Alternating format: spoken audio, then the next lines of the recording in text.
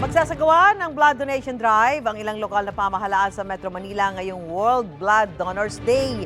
Live mula sa Quezon City, may unang balita si Bam Alegre. Bam? Susan, good morning. 2 dekada nang pinagdiriwang ang World Blood Donors Day. At yan ang sentro rin ng selebrasyon ngayong araw ng ilang members ng medical community dito sa UP Diliman.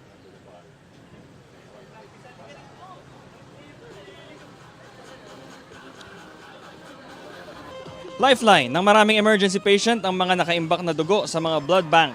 Isang gawa ng volunteerismo at pakikipagkapwa ang mag-donate ng dugo. Ngayong araw ipinagdiriwang ang World Blood Donors Day. Kasabay nito, ilang lokal na pamahalaan sa Metro Manila ang magsasagawa ng blood donation drive ngayong araw.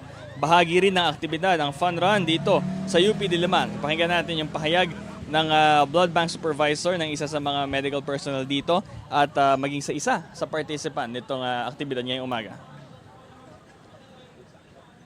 Importante po talaga yung pagdodonate ng dugo kasi marami po tayong pasyente na nangangailangan ng dugo na yun po talaga yung nagsisilbing treatment po sa kanila para mas tumagal pa po yung buhay nila.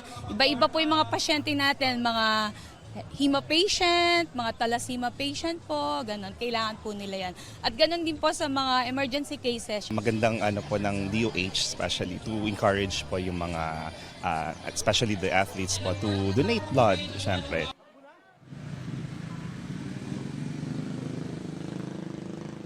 Susan, sa panuntunan ng Red Cross, maaaring mag-donate hanggang 6 na beses sa isang taon. Pero bago ito isagawa, kailangan siguruhin na nakapahinga ng maayos at maayos din ang nourishment. Ito ang unang balita mula rito sa Quezon City. Bam Alegre para sa GMA Integrated News.